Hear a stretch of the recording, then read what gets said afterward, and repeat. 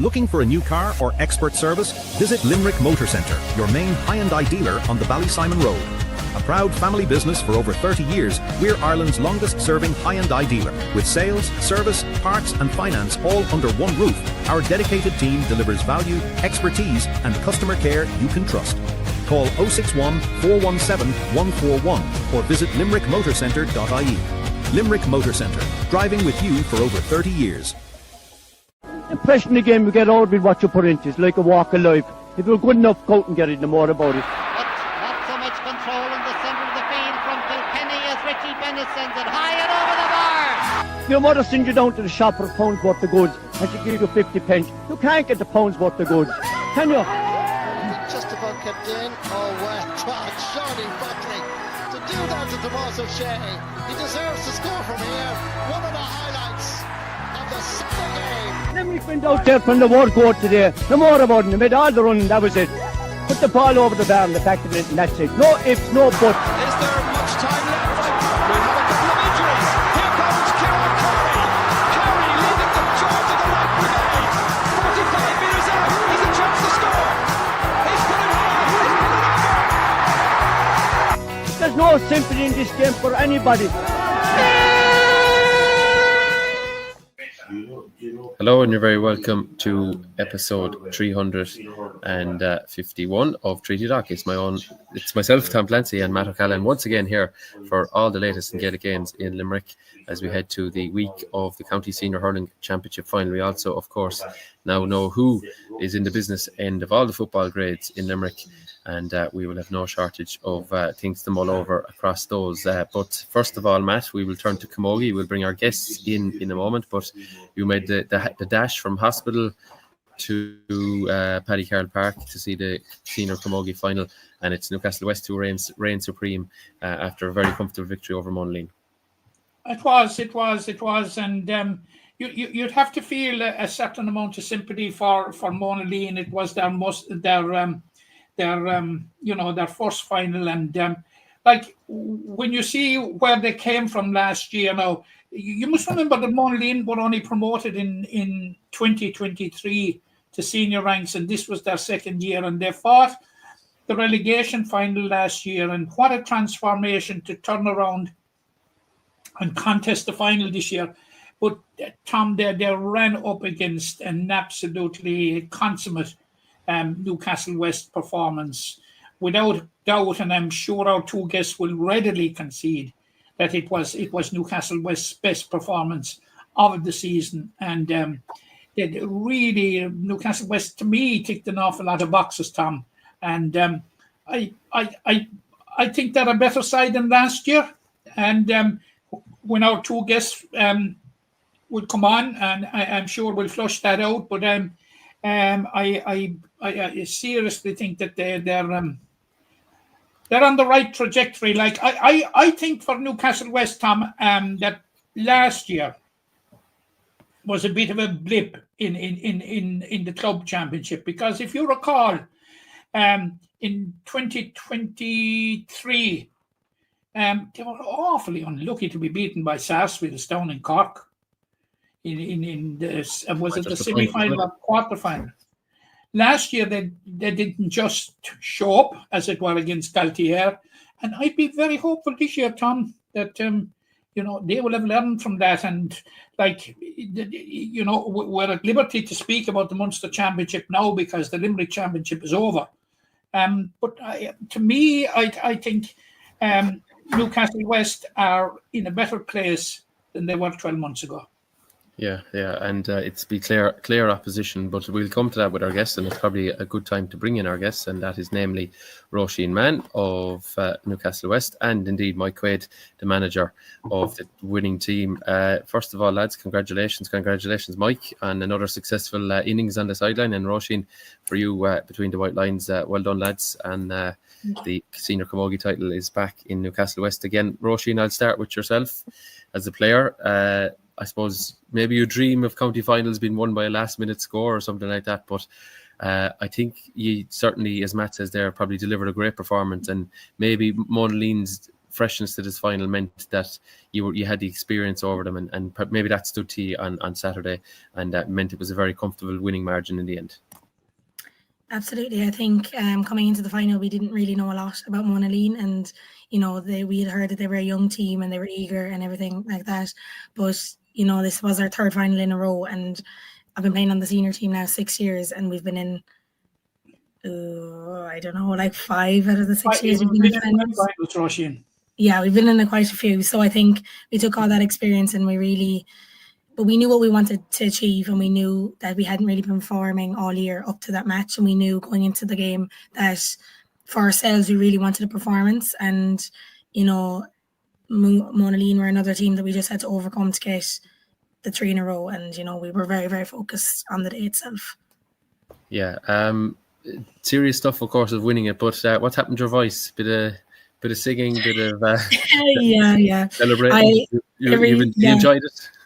We did. We definitely enjoyed the celebrations, that's for sure. So thankfully we made the most of them. So it's coming back around now, so it's fine. Yeah, you've won a fair amount, and I know some of the girls are involved in Mona Gay as well, and other clubs, and winning is a habit and all that. But I suppose you have to kind of savor them when they happen, because you never know, next year it mightn't work out for you. So I suppose, even though maybe, as Matt's touching on there, Munster Club might be firmly on the agenda now, you really have to enjoy a county title success, because they may not come around again. You just don't know. Absolutely. I think last year, although we won the county, we were very focused on Munster, because as Matt said, the year before we'd only lost by 2 narrow points to Sarsfield, so down in Cork. So we knew that we wanted to really push ourselves again for Munster, and maybe that meant we didn't celebrate the county championship as much, because we wanted to achieve further with Munster. But I think this year, having won 3 in a row, I think we made the most of it, and we really decided that was everything like you want to achieve when you're growing up, is 3 in a row. So thankfully that's what we got. So yeah, very good, Matt. Yeah, Roisin, obviously congratulations, and as we have you on there, I want to give a shout out to a certain gentleman that supports St. Kieran's, who's your granddad, Sean O'Sullivan, if he's watching. How are you, Sean? A good old sparring partner of mine for a good few years now. But seriously, it was without question, Roisin, your best performance of the year. Oh, absolutely. I think, when championship started, we knew that we wanted to get to another county final and to hopefully win it, but we seemed to have every match we just weren't getting, the ball wasn't rolling for us. Our first touch wasn't there. Passes were going astray. We weren't scoring like we were before. Like, different things were happening in different games that usually didn't happen us the year before. So going into the final, the 2 weeks leading up to the final, we really put in the work with training, and the background team as well did so much for us in preparing us for the final, and we really for ourselves wanted to put out a performance, and we kept saying all year we weren't clicking, like things weren't happening for us. So going into the final, we were like, we need a good performance for ourselves and for our families and everything that had come to support us the whole way through the championship, that they deserved to see a good performance as well. Mike, you and I had a friendly disagreement after the match when I said ye ambled through to the final. I suppose that was not true of the semi-final, where you got a real test from a hand. How important was that test, Mike, apart from maybe being a bit of a wake-up call, as much as being an ideal game going into the final? Yeah, I suppose like the hand game. Look, you'll never truly know like what difference it made, but the greatest questions you'll ever be asked are the hard questions. Like we were asked a lot of hard questions that day against the hand. The true testament of the team, like I was to come through that game, and you can say we didn't play well. But in other ways we did play well, because we found a way to win when everything was against us. Like when just as Roisin says, the ball wasn't dropping for us, things weren't going for us, confidence mightn't have been as high as we would like it to be, but still found that way to win. And yeah, it asks an awful lot of questions. And as Roisin said, then 2 weeks into the final, there was a lot of home truths and a lot of questions asked of us all. And thankfully, the girls they answered an awful lot of them questions on Saturday. I presume, Mike, not jumping ahead now, you would have preferred a much tighter final as you prepare for the Munster Clubs Championship, because as we were saying off air, Newcastle West were quite near it in 2023 and for some reason were a bit off the mark last year. I don't know about that, Matt. We also, like, Joe, we take great pride in the performance from Saturday. Draw, not taking anything away from Monleen. Draw, I think we got we answered an awful lot of questions for ourselves on Saturday. Maybe questions that we were asking throughout the group, the management, the players, everyone in the background, that's saying, are we doing the right thing here or not? And I think on Saturday we got the answer that we're on the right track. So I wouldn't say it's the wrong way to go in. Fine. Last year we might have laid blame to saying, we went through the Limerick Championship too easy. So that when we came up against Galtier, we didn't have a test. Maybe that mightn't have been the correct way to look at it, to be honest. Now that you look back at 12 months later. So look, it is what it is, and we're county champions again, and you're into a new competition now, new group. Like, so we'll see what Clare throws up for us, and we'll go down there and give it our best. Yeah, Mike, it's 5 titles since 2019 for the club. You haven't never won it before, from my knowledge anyway. That's pretty formidable, and it's I suppose it's showing no signs of relenting, which is great for the club, great for the ladies involved, and obviously great then for the underage coming in behind, that they see what is capable if they put on the black and white of Newcastle West.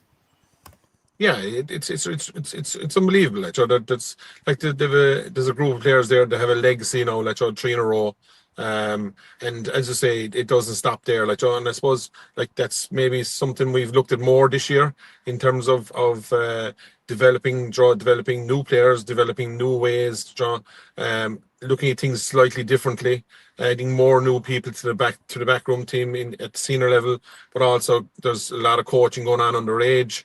And as young players can see a pathway to, like, if I want to be successful when I'm playing in a club, that I can get successful, like, which is really important. And look, the girls are really good to engage with the younger players and give them, they're great role models. They're every one of them, they're brilliant. Like, they've time for all the younger girls, and they're on Saturday with our under 10s playing at half time, and we 2 little smart little under 7s, including my small lady Leisha, walking out with him before, with Roisin and Karen before the match. So from a development point of view, look, we're competing in lots of age groups all the way up along. We're competing in A, and might be winning finals, but we're winning some finals. So yeah, there's good development going on all the time. Like, Matt, Mike, you spoke there about good development, and I hate singling out players in what was an absolutely excellent all-round performance. But Tom, Mike, I have to mention 2 17-year-olds who are eligible for minor again next year. I'm talking about Maya Smith and Hazel Horgan. 1-7 between them. Absolutely incredible. Yes, they're two great girls. They're two All-Ireland champions. They've won 2 all the medals, along with Isabel O'Brien as well, who came on Saturday. 3 of them have All-Ireland medals. And look, they've come in, and did I think they would contribute as much as they have this year at the start of the year? Possibly not. I probably thought they would need another year. But Roisin will tell you, like, look, in training, they're great to train, they're great to apply themselves. But look, they've great standards being shown to them. Like, the girls that are in the panel, them girls learn from them, like, the whole time. Like, there's so it's easy enough for them to come in, like, and just look around and see what's going on, see what Roisin's doing, see what Karen's doing, see how they look after themselves and how they prepare for games.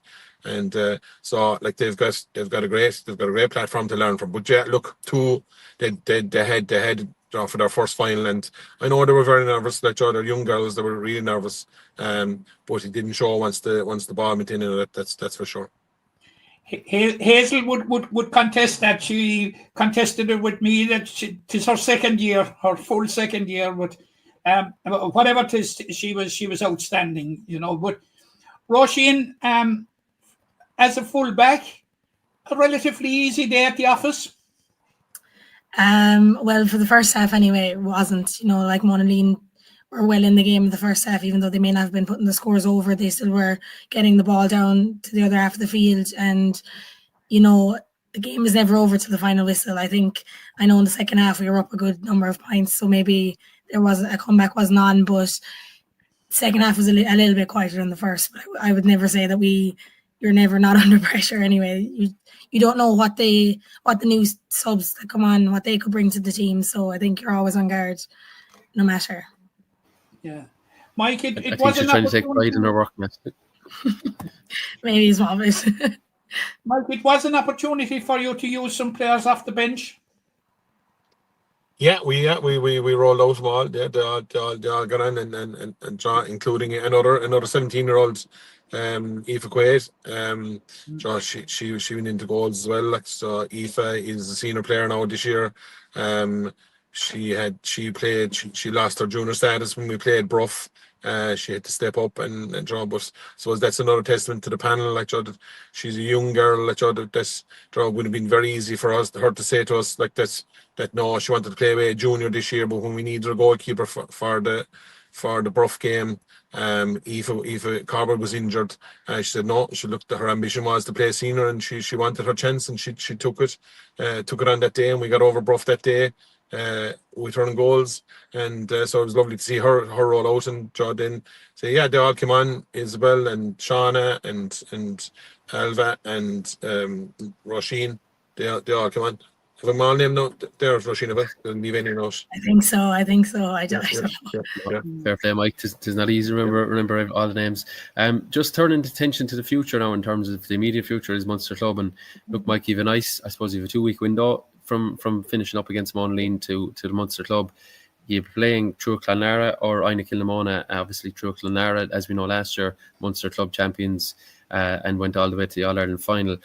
It was probably actually a bit of a breakthrough for Clare Camogie, and maybe that should light the fires for some of the other counties, because traditionally it's been the Cork champions who've flown the flag for Munster in senior Camogie. So perhaps maybe you could take a leaf out of their book and say, why can't this be us, and why can't you be the team that can progress through Munster? And you do have that experience as well under your belt. It's not a completely new avenue as we've mentioned there already. No, it's not a new avenue. And look, the girls are ambitious. We're ambitious as a management team. So look, it's the next competition, and we'll be doing all we can to prepare correctly for it and draw. But I suppose look, away in Munster Championship is a massive task. Like, and away to a clear team. Like, look, you just have to look at where we are in the rankings, I suppose, within Munster Camogie as well. Like, so like we are the supposed weaker county. So, but look, we won't leave any stone unturned, and we'll go down there, and whoever it is we're playing, we'll give it a rattle anyway. But the experience of the last few years will stand us too. So, like there's still a little bit of hurt there from last year. Like, we wouldn't feel we brought our best. That was our best day against Galtier last year. So there's still a bit of hurt from there. So we'll try and harness that and use it on the day. Roisin, how important it obviously is the next step. If you've won 3 in a row, the next step, it has to be the provincial the clubs championship. How important is it to get a good run on it? Like, all right, you haven't won it. Like, your season campaigners in it. Like, them near winning it in 2023, go down to Cork, into Sarsfield's own cauldron. And like, you were most unlucky. Was it to lose by a point? I think it was 2 points in the end. Yeah, I think. Points. Yeah. And no, last year, as Mike has referenced there, in my opinion, Newcastle West didn't do themselves justice at all.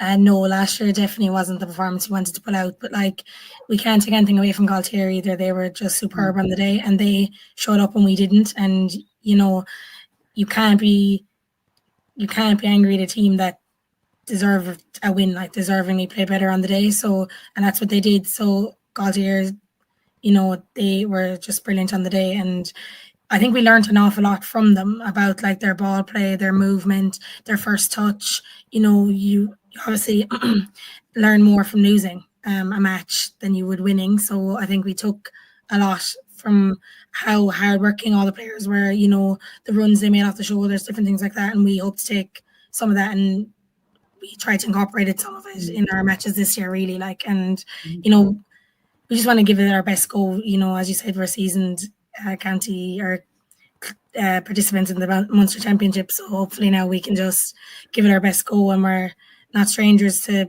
playing Clare before either. So I just think we have every right to be active participants in this championship as well. So I think we'll just give it our best shot. Mike, taking an overview of this year's championship, was it good, average, or mediocre? What was Bertie Hearn's one? Plenty doing and more to do match or something like that, wasn't it? So, a lot done, more to do. A lot more done, more to do, something like that. I would say this year we tried to develop more. We tried to rushing. I'm not talking specifically about Newcastle West. What I'm speaking about is the entire competition. The entire competition, I would say, was a stronger competition this year. I would say I felt teams really came after us this year. I thought one of the shocks for me was when the PSC were relegated at the weekend. When we played them in the first round of the championship, I was there. We could see these again before the year's out. So they threw the kitchen sink at us. Bruff, we always really have a tough game against Bruff. The hand game was what it was. We nearly ran out of light to get it finished. But yeah, I would say that John, I went and I saw a hand Cleed. It was a great game, really great game down in the hand. So I'd say there was an improvement there. And I suppose you can see that this year, a lot of young players coming through into the championship. How many that under 16 All-Ireland winning team played senior championship this year, so they're all contributing, not just our girls, but the girls in Bruff, the girls in Moline, all them girls are contributing and making the senior championship better again, which is great to see. Actually, and a couple of them in the Piercing as well. That's true. Yeah, that's true. Yeah, they're platted around the place, and they're contributing. And even though they're only young, 16, 17-year-olds, girls, that's obviously a very strong age group coming through in the county. And there's more of them coming, So hopefully the senior championship will just only go from strength to strength. I think it's well set up. It's well ran. They don't miss a beat. There's something to play from straight out the gate. So you have 3 matches and you don't have anything. You have no breathing room. You need to get it right. I would say, as opposed to some of the other championships that are ran, that there's no jeopardy in them.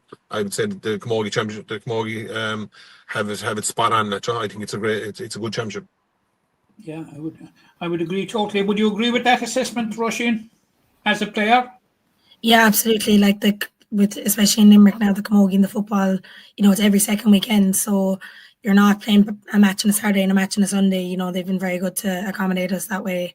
And although Monaleen didn't have their best day the last year, they were in a relegation final last year, and to come from that up to a county final within a year, you can just see how much the teams are growing and changing. And although we beat a hand well by I think 11 points in last year's county final, this year they came back and they had us in the normal time, and it really took everything in us to beat them in the semi-final. And that meant for most of our games, although our score lines there may have been a big difference between all the teams, that wasn't the case within the actual match itself. So I do think that it's definitely improving all the time, and that's only good thing for Limerick Camogie, really. Yeah. Last one from me, Roisin. Of course, as champions, you're there to be shot at.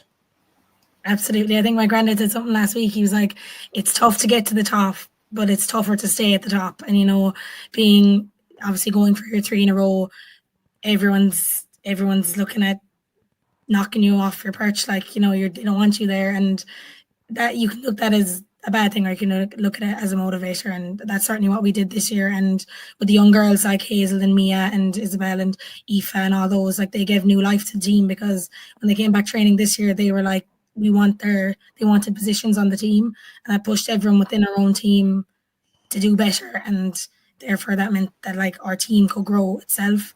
So hopefully now we can just keep pushing on and with Munster Championship, and obviously next year a 4 in a row would be nice too. So Wouldn't be bad. Yeah, it's probably nothing like a 17-year-old coming into training maybe to put manners on you either, Rush. You know, just yeah, absolutely. keep you on your toes. I think anyone in any sport that have seen that would know how testing that can be. The exuberance of youth. Lads, I'm going to let you go, but I suppose, Mike, I hope you have a budget for strepsils because Roisin definitely needs them. But we do indeed thank you for your time. I know, Mike, you're busy with work, and in fairness, you pulled in to chat to us. And Roisin, obviously, your throat a little bit worse for wear after the weekend, but hope is all is mended when you're heading to Clare in a couple of weeks, and we are wishing you the best. Could be gone completely if they win the Munster Championship. Oh, I won't be talking again. You'll have to learn sign language for that, Roisin. But anyway, look, lads, thanks for your time. As I said, we're wishing you the best against the Clare champions, whoever that may be, in the next couple of weeks, and it'll be great. Hopefully, we'll have another reason to chat to you in the next maybe 4 or 5 weeks, and hopefully you continue to fly the Limerick flag with great pride into the winter. Okay. Thank you. Thanks a lot, folks. Thanks, yeah, and thanks for the continued. Thanks for the continued coverage, Tom and Matt. It's really appreciated, and it's great. You're doing great work. Thanks very much. Yeah, no problem, Mike, at all. All right, we'll chat to you again soon. And then thanks again to Roisin and indeed Mike. Yeah, Matt, they've touched on it there, the two of them, on the. Actually, both mentioned Na Piarsaigh. I suppose we just move into that game. Na Piarsaigh relegated from senior camogie. Never like to see anyone relegated, do we? But no, I saw Na Piarsaigh playing in the flesh last year, and to be quite honest, Tom, I was absolutely shocked that they found themselves in the position that they were in, and I didn't think that they would be relegated, but. I think Croke Kilfinny, Tom, they won the Intermediate Championship last year, and I think they had a small bit of trouble in finding their feet this year. Things didn't run their way. They lost to Brough in the first round, and they actually lost to Na Piarsaigh as well in the group stage. And they lost all 3 matches, and of course they lost to Newcastle West, and then they lost to Adair and were in the relegation, and it didn't look. I'm Croke Kilfinny I'm talking about now, and it didn't look good for them. But on the day that mattered, they pulled out a result, and I think from here on in, Croke Kilfinny will have learned a good bit from this year, Tom. They're a youngish team. They had been knocking at the door. They were beaten in a couple of finals, beaten by Adair in one final, beaten by Monleen in another final. Then finally got over the line last year when they beat Granabel. And one would have thought that they would have, they'd have consolidated easier than they did. But you saw Monleen had a narrow escape last year, Tom. Yep. And see what happened this year. Croke Kilfinny had it this year. Yeah. Who knows in 2026? Just touching on, we've said it so nearly week after week, but the format does not lend itself to a team having a kind of an average year, because if you have a poor group stage, you're in semi-finals, and even that, then you're in the plate, and that's kind of a de facto relegation zone in its own right.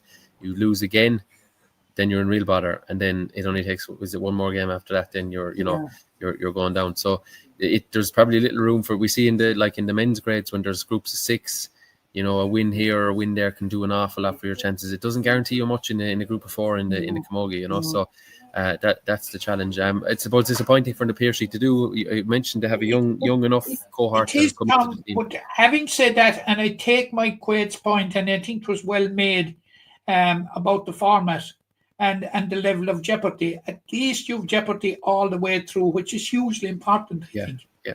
Didn't we have a because at the end of the day, 8 teams set out. There's going to be 1 winner. There's going to be 1 relegated. Yeah, that's it. It's a fact of life. That's it. No, it's fair enough. And I think as well, just obviously the Piarsaigh are gone, but replacing them then, Matt, will be Patrick Swell. So Patrick Swell had a strong victory led by Captain Supreme Sarah Carey.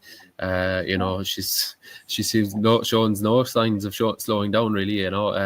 couple of children later and all the rest of it. But she's the captain on the day, and Patrick Swell, our senior camogie. It's been a long while, or have they ever been senior camogie, Matt, to your knowledge? I think they won it back in 2010 or 2010. I think they won it once, and I'm hazy then as to what happened after that. But we have got to acknowledge the contribution that Sarah Carey has made, not just to Patrick Swell, but to Granny Ballingarry, and above all to Limerick Camogie. Like she's a role model for camogie players in our county. Like she's been that's probably her first medal at intermediate, but she must have 3 or 4, possibly 5 senior medals with Granny Ballingarry. Like she was a stalwart with Ballingarry for a number of years, Granny Ballingarry, and now she's come into a Patrick Swell team that are very, very much on the up, Tom. Like the names roll off your tongue when you think of Patrick Swell. Sarah Gallan is the Limerick senior goalkeeper. Teresa Dore is a Limerick senior defender.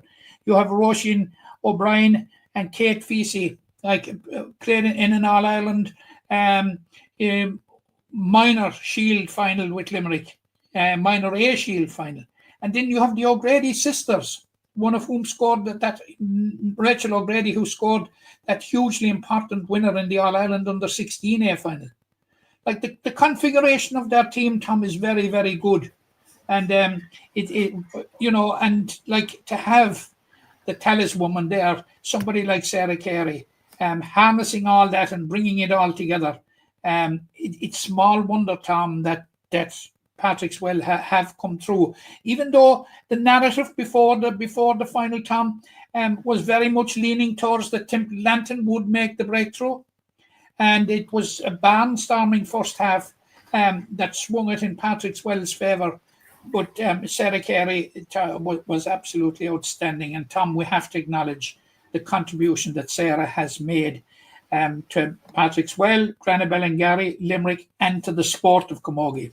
Yeah, that's for sure. And she's back up at senior level, and this time with her native club. So that was a 217 to 13 points victory over Temple Glanton. Just as well, we mentioned in brief, Matt, I know we have so much more to cover because we've obviously 5 county finals in the hurling to look at, but also there was plate victories for Adair pipping Killeedy by a point, 13 points to 1-9. And then there was that's 3 in a row for Adair since being promoted. So they're kind of they're 5th place, if you like, again and again and again. They need to try and now make the next step into the cup semi-finals and see what they can do from there. And there was also an intermediate plate final victory for Blackrock Effin, who I suppose have been steadily rising the ranks really since their inception a few years ago. So they beat just as they're my neighbours here now, just to give you a lowdown on them, they were only promoted last year as junior A champions, and it's a mark of the consolidation that they have made after taking the step up, that they're getting silverware this year. But in the current campaign, Tom, they beat Patrick Swell by a point. Yeah, they're definitely on the rise. Yeah, 122 to 312 victory over Kokora for them. We will come back in due course in the coming weeks. We'll have the Junior A, I suppose, and Junior B.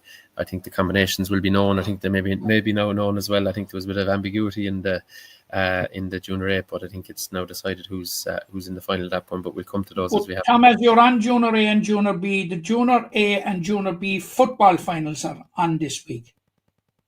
Yeah, ladies football. Yeah, so do tell us. And you have a novel pairing in the Junior A football final. You have Palace Green and St. Senans, and they're meeting in Mick Neville Park on Sunday at 1 p.m. And Patrick Swell Palace Green will be hoping to go one better than last year when they were beaten in the final in by Monaleen. And then on Saturday at 4 o'clock in Askeaton, you have the B final between Drum Broadford and Mungret St. Paul's. And like Palace Green, Mungret St. Paul's were beaten in last year's final by Galtee Gales. So you have 2 teams, you have the runners-up of the A and the B last year, back in the finals this year, hoping to go one better. No, not too bad. Yeah, so best of luck to all connected there, and good to see some second teams continuing to fight for their clubs. In the case of Drumbrad for the Mungard as well. Okay, so I suppose, Matt, we may move to senior football, and we will look as well down the grades in terms of who's in and who's out. I suppose we may start with the most contentious item of the weekend, Matt, and it's probably would be remiss of us to ignore it, but 3 men saved the day in the hospital, and it wasn't Matt O'Callaghan and it certainly wasn't Tom Clancy, but 3 men intervened in something that has, I suppose, been the talk for many people around the county. A pitch in hospital, Herbertstown GA, which was to host Galtee Gales versus Kildare Palace Kenry in round 5 of the Limerick Senior Football Championship, was delayed by exactly 30 minutes and under the guise of referee David Burke. The game eventually did get underway once the pitch was partially lined, which included 2 scoring arcs and a centre line. So with only 3 lines in the pitch, Matt, we had a senior football game. Galtee Gales won the game, but the real fallout and the real talking point was, I suppose, how was this let happen? And, maybe how can we avoid it going into the future? It was very disappointing. Yeah, very, very disappointing. Now, you could cut the tension there, Tom. You were there just like myself. You could cut the tension among the players and the officials from both sides who were very, very angry. You could cut the tension with the supporters, and there was a good few supporters there. But full credit, Tom, to David Burke at the way he handled it and putting it back a quarter of an hour first, the way he liaised with the county board. And I thought in the handling of what was a volatile situation before the game, the referee was outstanding. And that is apart from having an outstanding performance in the game as well. So full credit to David Burke. I think he told me this is his 3rd year refereeing, and certainly huge kudos to him. Tom, but the huge kudos, and I said it to him after he had it done, to Gareth Ballan trio, Donny Ryan, his son Tiernan, and Eddie Sheehy, who came down from Knocklang. 3 Musketeers, fairness to them. Came down from Knocklang and lined the field and bailed out a situation. Now, I don't know where the culpability lies, whether it lies with the county board or whether it lies with them or with the hospital Herbertstown pitch, or where it lies.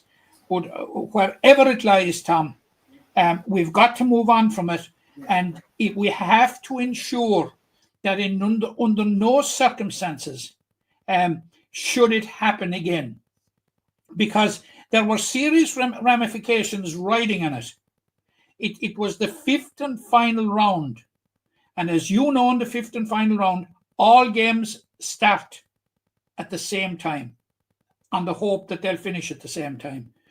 And there was quite a bit riding on it, especially when word was filtering through that St. Kieran's were in trouble. Because had Kildare Palace Kenry pulled a win out of it, they were into the quarterfinals. Yeah, had they pulled a draw actually. Or a draw. So they were actually at an advantage, which through no fault of their own, in terms of knowing that a draw would be enough. Now, obviously, Galtee Gales streaked away in the end from them, but it wasn't right. And I must David Burke, I think it's his first senior game as well at football. I'm open to correction on that one, but you could count on one hand anyway the games he's done at this level. He had a fine game, but even that, he was cool, calm, and collected regarding the issue at the start. Calmed everyone down, in fairness to him, and he's a young man himself. I seen him, he reffed one of the games I played in as well, down the grades as well. This year he's well able to handle his business. He's from the Napearshire club, so I tip my hat to him with regards to his measure of the day. Very disappointing. It's frustrating for the players because they want the best. The grass was a little bit long as well, Matt, I think you'd agree. Yeah, not befitting of senior football in Limerick, where we've reached the Tailteann Cup final this year, and we've won Division 4. We want to see our football growing and rising, but these sort of things are not helping. Now, there were a lot of players on both sides, a number of players on both sides, very agitated about it, because they had full understanding and fully appreciation of what the ramifications of the result were going to be, and they feared that that the lack of lines and the lack of proper facilities on the day could have impacted their chances. But what it calls for, Tom, is that Limerick County Football Board, I suppose, or Limerick County Board, sit down with Hospital GA, because let's face it, Tom, Hospital GA pitch is an excellent pitch. Yeah, I actually like going there. I know I we're both told living you, relatively an close, but absolutely it's a nice, excellent. It's an excellent pitch. yeah, You and a know, great venue, you cannot- for a match. Yeah. great venue for a match, and it's a venue that can create a great atmosphere all of its own. But apart from that, the pitch itself is first. The facilities are first class there, Tom. It is just that, you know, getting over the line. Excuse the pun. The lack of the lines, and I think it necessitates actually that Limerick County Board and Hospital they liaise, Tom, to ensure that it doesn't happen again. Yeah, and I know Galtygale's second team, I think, played there on the Sunday as well. So as far as I'm aware, so there was another game played there over the weekend. But look, it's regrettable, Matt, that it happened. It did happen, and I suppose the fallout is, you know, like Tommy Childs had won the game. He kept his team, helped to keep his team in senior football, and he was, you know, very, very angry. I think it's fair to say when I spoke to him. He was very irritated, because I was talking to him before the game, and he was very, very irate about it. But there were others, Tom. It wasn't, and they were on both sides. It wasn't confined strictly to Tommy Childs. Like there were a lot of angry people there, and it was a volatile situation, Tom, for a while. It was. Look, let's discuss the actual action on the pitch, and I suppose the game itself was a very important one in terms of maybe potentially Killymo sneaking into third place in a quarter final, but the result, the 9-point defeat for them, means they're now in relegation bother. They're down into the relegation semi-finals, and Galtygales escaped that prospect themselves. It was Bob Childs who sealed the victory. They were 4 up, and then his brother set him up for a goal. Brilliant goal as it was. Very great move from Tommy into Bob, stuck the goal, and I suppose crucially then that gave them the gap at the end, and Galtygales out of trouble, finishing 4th in the group. Oh yeah, and like the Galtygales' performance in the championship this year, Tom, was the converse of last year. In the first 3 games, they registered 3 straight wins, lost the last 2, but still qualified for the quarter-final and went out in the quarter-final stage the day of the monsoon in Kilmallock. With a day when, like, I don't know how the game was played now, to be quite honest with you. And this year was the converse. They lost the first 2 games to St. Kieran's and Mungret, and then they came back and got 2 wins and a draw. And it was the loss. The fact that they didn't hold out against Newcastle West when they were leading going into injury time, having made a dramatic comeback from being 11 points down, had they held out, they would have a quarter final to look forward to, and a quarter final, Tom, to look forward to at a time when they were building up momentum and were in good form, which is the contrast to last year, where they have started with 3 wins, form dipped before they went into the quarter final. So it was very, very disappointing. And they'll also look back to the first round against St. Kieran's, when they conceded a couple of very sloppy goals. I was at the game, Tom, and it cost them again. But in the circumstances, whilst they're disappointed, I have been speaking to a couple of them since, they're very, very disappointed not to make the quarterfinals.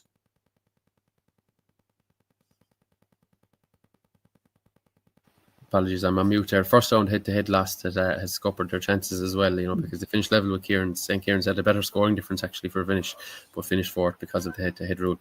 Kildare Palaskene will face the Piershig in one relegation semi-final. Ballylanders, as we knew, Matt, were in the other. Was top versus bottom.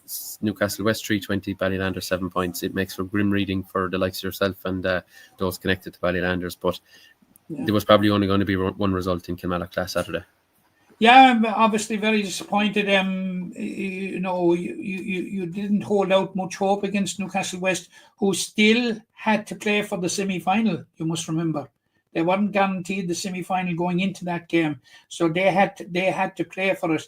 And but it was the magnitude of the defeat, Tom, that send out every kind of a red light flashing around Ballylanders, and it's going to be it's going to be difficult for them because Ula, now they started well, but they were competitive throughout the group.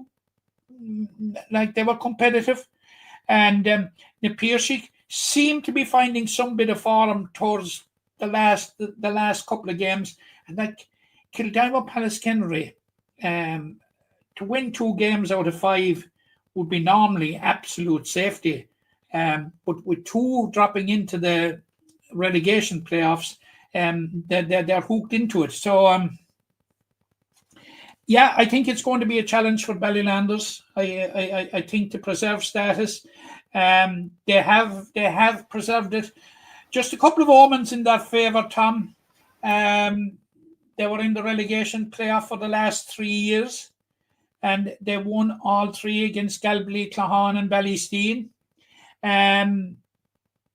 Glenrue Hurlers, Ballylanders ladies footballers were in relegation trouble. You're really clutching here now, Matt, but I know what you mean. No. Something in the water. I qualified what I was about to say by saying if I'm looking for omens. That's a fair point, yeah. Then Rue Hurlers, Ballylanders ladies footballers, and now Ballylanders men footballer. They were all in relegation, Tom. And they all dug themselves out, yeah. Two have dug themselves out. So what's the bet against the hat-trick? Yeah, it's a fair point. They have 2 chances to do it as well. Joining the teams going up the way, I suppose, Newcastle Wester straight into a semi-final.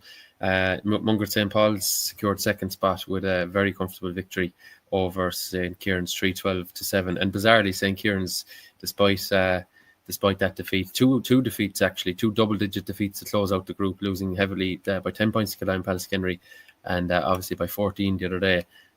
They actually progressed. They had enough done. Maybe they didn't know they had enough done, but it ultimately was enough. 5 points is enough to see them into third, but you'd be worried about their format going into the last 6. You would, but Tom, maybe I said it last week, but watch Mungret St. Paul's. Yeah, they've been... They have learned from last year. Mungret St. Paul's, Tom, are a very, very, very good team. They are, yeah. You're going through in seconds. Anybody that will take them on and underestimate will do it at their peril. Yeah, they're missing out. That 1 point defeat in round 1, costing them the potential for top spot, but it's second place for them, so a quarter-final route for them this time around. Which Tom may not do them any harm at all. Yeah, and it's Monaleen, so it'll be Monaleen in a city derby for them. Yeah, so just looking at the other group, Matt, and I'm conscious now we've a hurling guest waiting in the wings as well.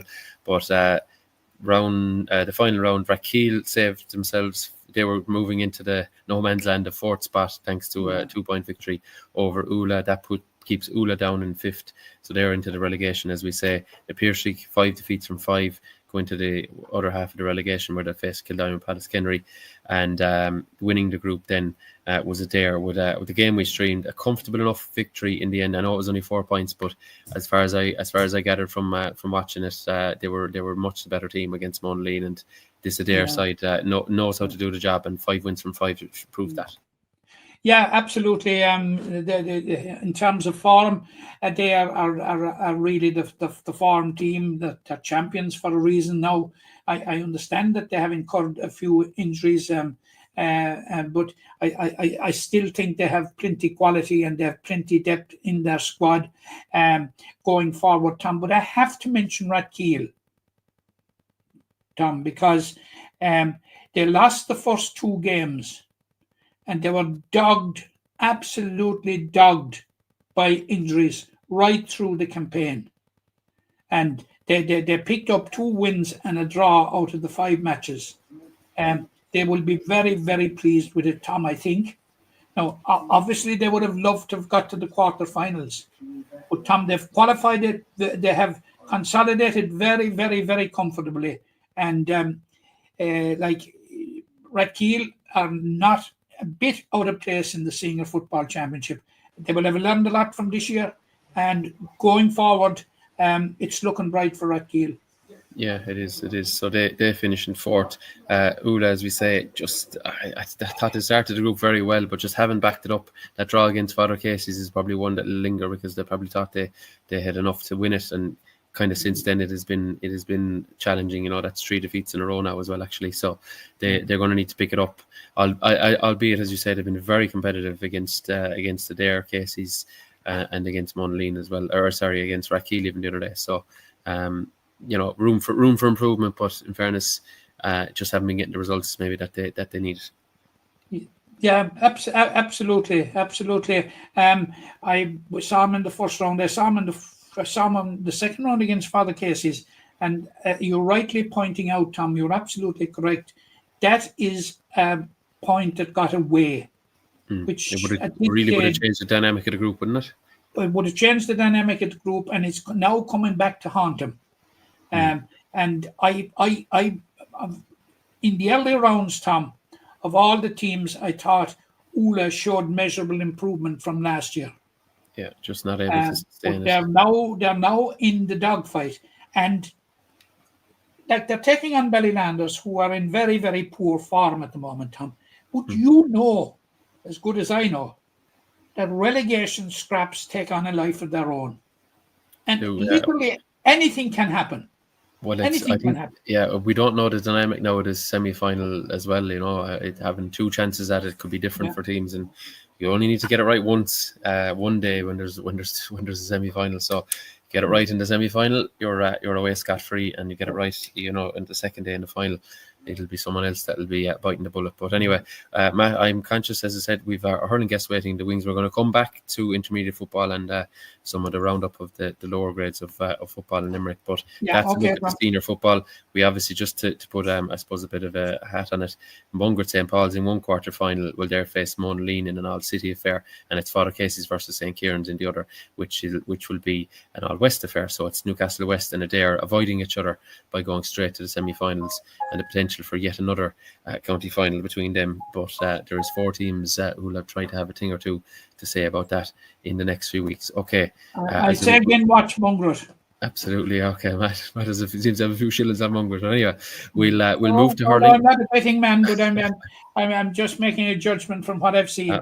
Fair enough. You're putting your neck on the block at this point. But anyway, we will come to hurling now, because we have 5 games being streamed this weekend. There are 5 county finals, namely, of course, the senior, Premier Intermediate, Premier Junior and Junior A finals at the weekend. And here to look ahead to some of those is former Limerick Camogie manager and the former Limerick hurler himself, Joe Quaid. Joe Quaid, you're the man in the van this evening. Thanks for waiting in the wings there. How's all with you and how's life? All good. Busy as usual. How are you, Joe? How are you, Matt? I'm not too bad. I haven't met you for a while now. No, I keep it a low profile, Matt. the evenings are drawing in now, so it's time to get depressed. Daddy Bunyan, here we come. No, it is closed now for the winter, Matt. Is it? They kicked him out. Closed now.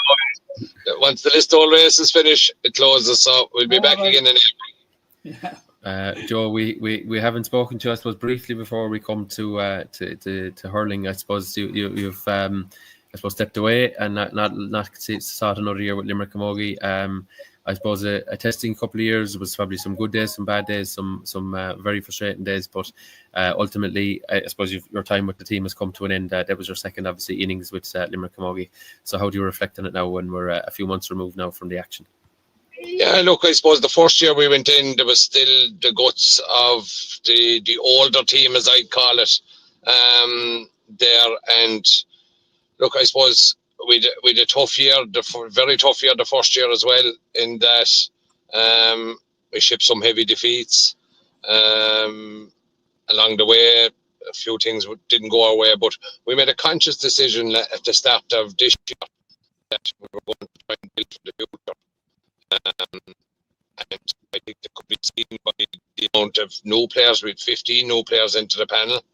We had joined the league. We had a reasonable league, but we made another conscious decision to try and give as many girls on the panel game time during the league. Possibly, in hindsight, if we'd have probably played our strongest team every day, we'd have probably been at at the business end of the league, but I don't regret it because the amount of experience that it gave the younger girls, like anybody that's involved in sport, they train to play, they don't train to train. We were within a puck of a ball of getting to an All-Ireland quarter final, which in some quarters seems to be forgotten about. We lost out in scoring difference.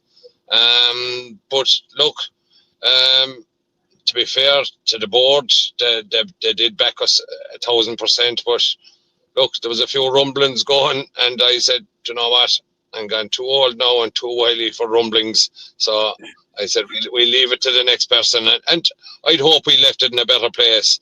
Like when we took it over, they had no permanent training ground. They were learning on a Tuesday where they were training Tuesday night. I think we put a lot of really good structures in place with really good people involved. Like testament to that is Willie Banks, our head coach, when the Camogie finish, took over Clane and County Kildare and won a Senior B championship with him, along with Ray Ryan and John Murphy, giving a handout as well. So the quality was there. Whether it was appreciated or not to the level it should have been is another question. But look, it's back now in the board's hands to see who they want to get in, and I hope they go ahead with and keep going ahead with development, because we'll never reach the Tips and Corks and Galways and that unless we develop and have the structures in place. And hopefully now whoever comes in, they'll have a tough job in their hands, but there is good underage talent coming through. Look, the one pity again is you saw how Newcastle West dominated the county final last week against a very young Monaleen team and a very talented Monaleen team. And you know, when you've no representation from your county champions and your county squad, you're peddling the canoe up the wrong way. Yeah, it's just before we move on from Camogie, I would like to congratulate Joe on the job he did over 2 years. And Joe, I would certainly agree with you. There was certainly demonstrable improvement in the squad last year. And as you say, we were a puck of a ball away from an All-Ireland quarter-final, and I don't think people realise it, that we were that close, because people tend to knock Limerick Camogie and seem to define them by how they get on against the Corks and Tipperaries of this world, which is wrong, because you and I have had this discussion several times. The All-Ireland senior format is a joke, an absolute joke. But Joe, the bottom line is here, I would like to congratulate you on the job you did, because you were pushing up the hill from day one. Well, Matt, but look, it was something I was aware of when I took on. Look, there's a lot of experts out there, and there's a lot of experts that have never coached teams, managed teams or anything. And as you say, you're judged on sometimes the performances against the top teams.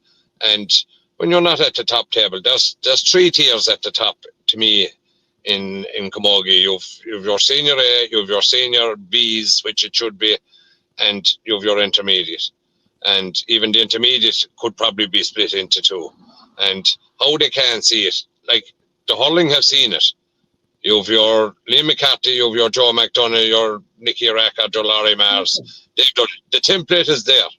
Yeah. Why they can't follow it is beyond me. Yeah. And it just makes no sense.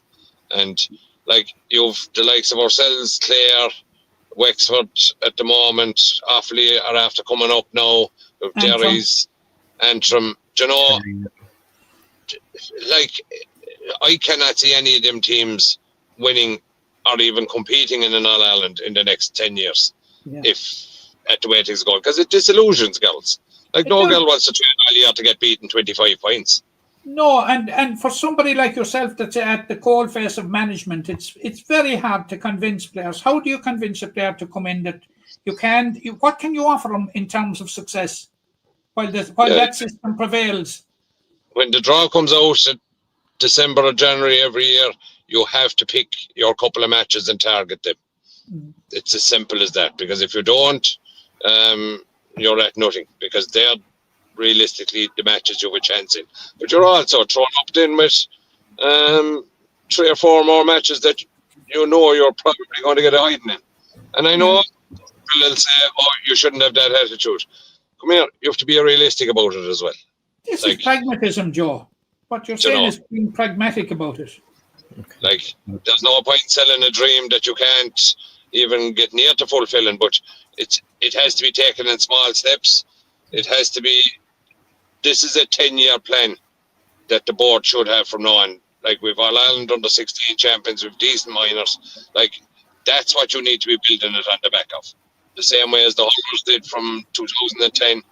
That team, that group of 2 or 3 games where there was really, really talented underage teams, and they just put the work into. Okay, yeah. Well, look, lads, I'm conscious of time because we're ticked over the hour and we haven't even mentioned the hurling finals. But just to mention that tomorrow on Stream Sport and on Sporting Limerick channels, there will be a preview night coming live from the Woodlands. So that will be available for free on the social platforms tomorrow. That will be previewing the senior and Premier Intermediate finals. But we're here also to do our bit on that front. Joe, I'm not sure how much of the senior championship you've seen. But we are back to the same familiar foes in the form of Doon and the Pearshig, a repeat of last year's final where Doon, obviously, as we know, annexed their first title with a 1-point win. I don't think too many around the county could reasonably argue that the best 2 teams in the competition have reached the final again, and these 2 sides have probably been a cut above the rest of the chasing pack this season. They have. Look, I've seen a few of the matches. I suppose Kilmallock rose a gallop for a while, Ballybrown for a while. I suppose Ballybrown have, I suppose, the start of every year, you could nearly name the 4 semi-finalists in Limerick for the past few years. Ballybrown probably have booked that trend this year and seem to be making really steady progress. Patrick's Well seemed to have nearly fallen off a cliff in the last year. But there's no doubting Doon and the Pearshig are streets ahead, when it comes to quality. And strength and depth, really, I think is what's really costing the rest of the teams.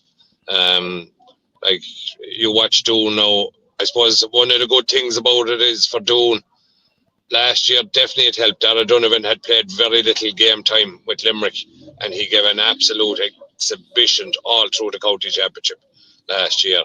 And to me, he's probably one of the best club holders, if not the best club holder in Limerick at the moment.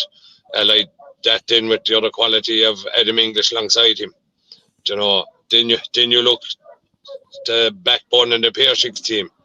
They've huge experience there, and when you've the 2 cases there, well, I don't know who you've a fair spine to a team that can damage anyone on a given day.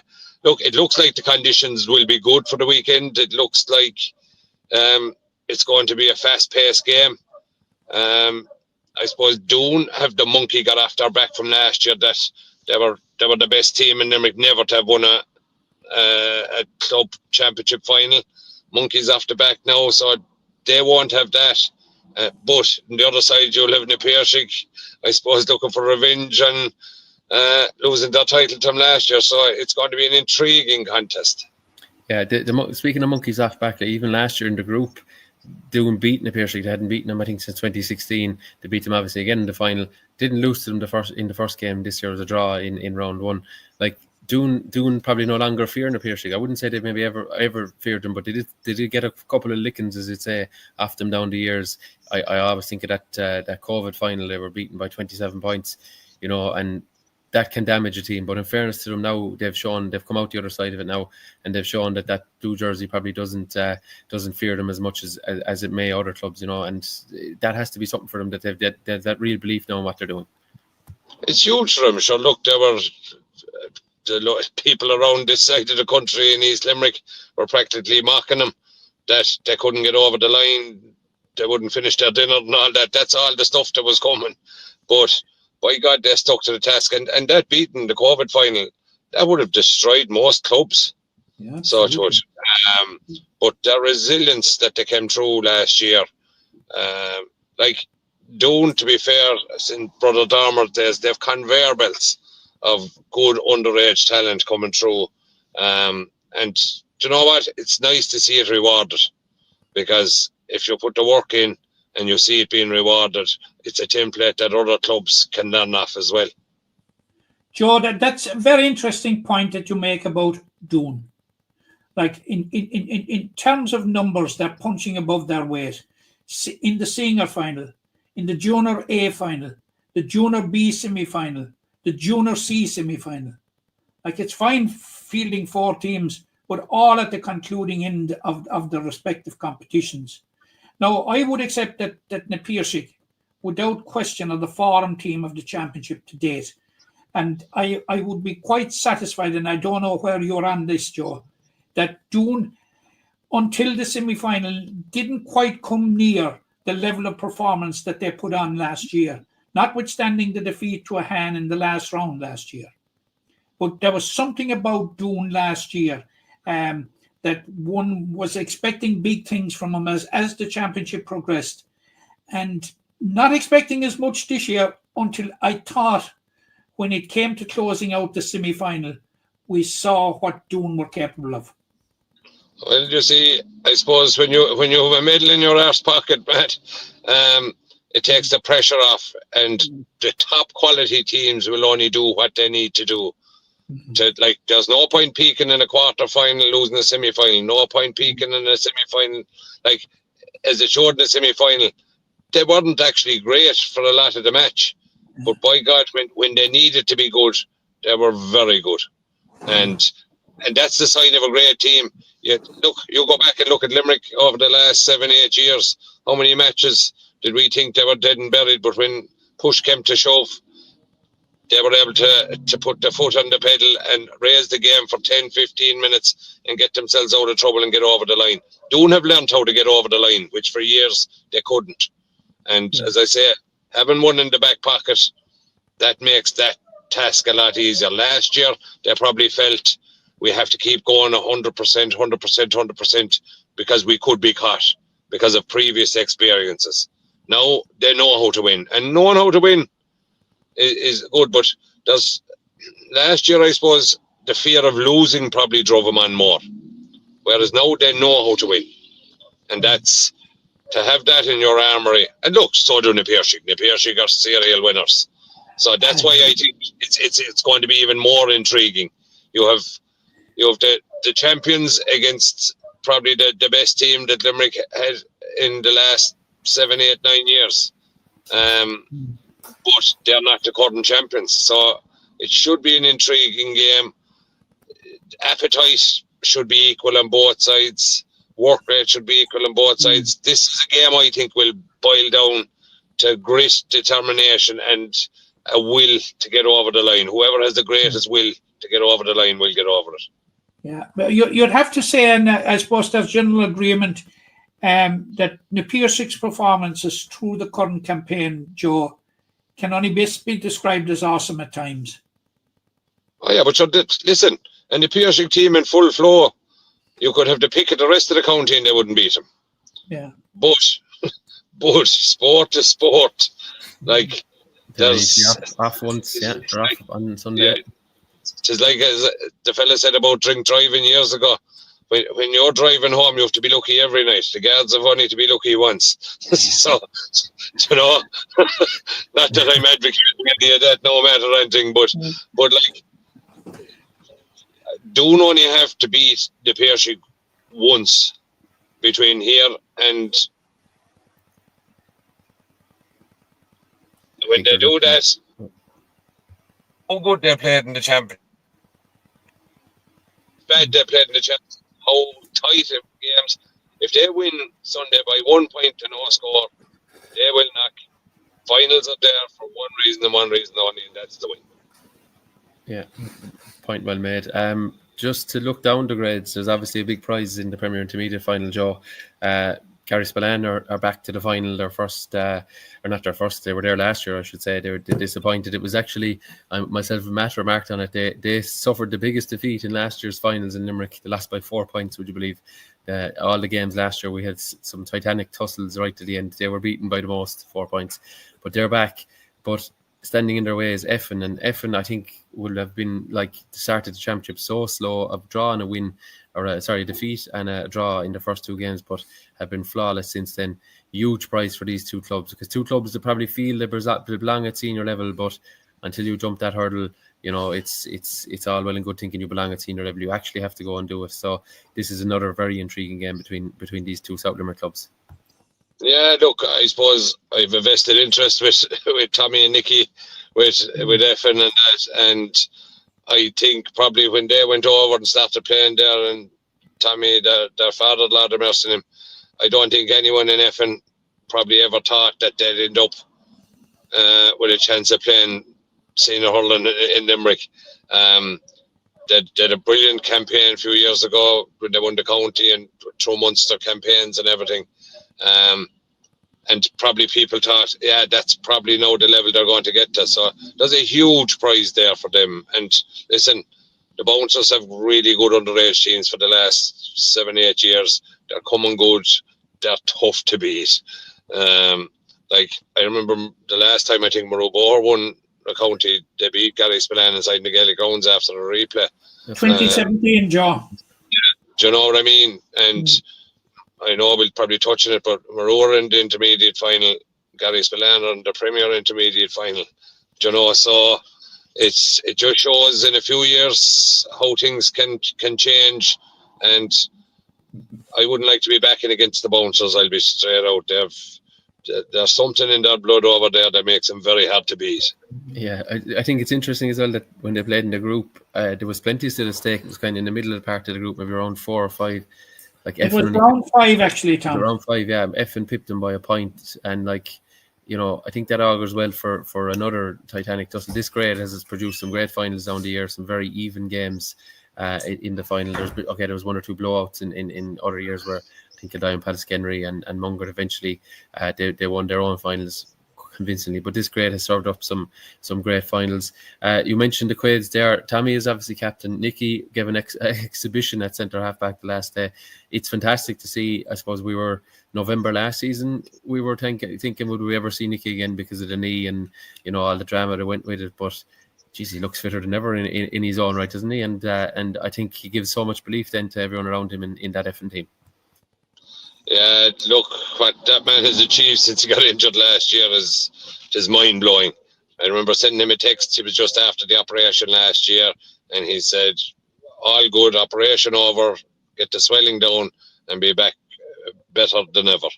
And looking back at that text, I think he's done that. It's better he's come back. Look, he's a phenomenal talent, whether it's in goals or out the field. He's a quiet man that just leads by everything he does, and he's the fulcrum of that team, and to be fair to Effin, I suppose like other clubs, they've all lost a few players out foreign and gone to Australia and places like that, but for a very, very small time. Is your brother gone to Australia? Yeah, Jack is in Australia. Like, Jack would have been one of the best of the players there as well, playing in the middle of the field for him. And I said they'd love to have him back, but they haven't him. But they've also got that county final without him. For a small club to do what they're doing is phenomenal. Absolutely phenomenal. But Nicky is just simply he defies all logic. The way he recovered, but his performance in the semi-final this year was just off the charts, Joe. And we must also talk about Patrick O'Donovan, who is another key Effin player and who's very doubtful for Sunday. Maybe the result could hinge on whether Patrick O'Donovan plays or not. I think it definitely will, because you don't replace players of that talent. He's had a few years in with the seniors at Limerick. That has brought him on strength-wise and things. Like, as a free taker, he's a 9 out of 10 free taker every day when he's on form. He's a target man inside. He's someone that the Bouncers, if he is playing, they'll have to watch with an eye and a half, not just one eye. We'll do one set of eyes. There'll be a set of eyes and a half that'll have to watch him. And what players like that do is they free up other players that mightn't have the same talent, but they're given a bit of extra freedom because all the attention is on the star player. So I think it would be vital for him if he wasn't able to play the weekend and Effin won that match. I think it would be probably the greatest result in their history. Yeah. Of course, one player that's going to miss out on the final, sadly, is Mark Quinlan, who's gone to Australia. And, Mark to me is a huge player for Garrispalan. Like, he has 3 All-Ireland medals in his back pocket to show for it, and deservedly so. And he's taken off to Australia this year, so he's a huge loss to Garrispalan. Very, very hard to fill a gap that the like of Mark Quinlan would let after him.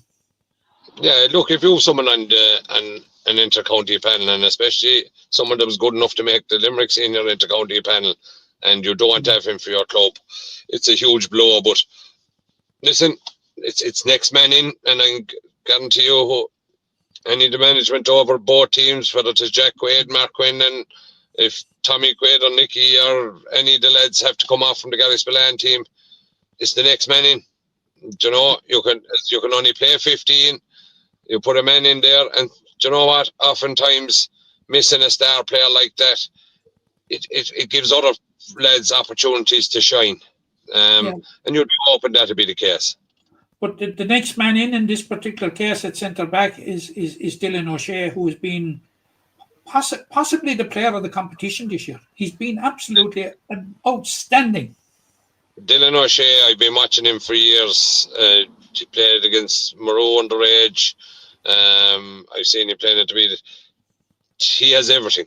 He has everything that's required for the game. So he is, and like that, you could play him. He was a superb wing. I saw him playing centre forward. I saw him playing wing forward. He's a player you could play full back, full forward. The goals, the man just has it, and he'll have to be targeted to be taken out of the game with not put ball down top of him, because he's so good to read it. He's so good to dominate. Like, you're going to have probably 2 centre backs there. Keep the ball away from him, yeah. You know, that's your main job. Keep the ball away from them, because both will dominate equally. Yeah, they will. They're going to be key for their side's chances. Joe, you have a connection there, obviously, in the form of the 2 Quaids that are lining up. You definitely have a connection in the next one anyway, coming down to the intermediate. Brewery and Maru Boher. I suppose before we discuss this game, I suppose it's very important to note, and Matt, I know we normally touch on sympathies and stuff at the top of the podcast, but it's been a tragic week for the people of Brewery, and namely in a couple of their players in the loss of John Cronley. Now, I didn't know John myself, but I think it was last weekend, in about 8 or 10 days ago that John passed, the weekend of the semi-finals anyway, when he passed.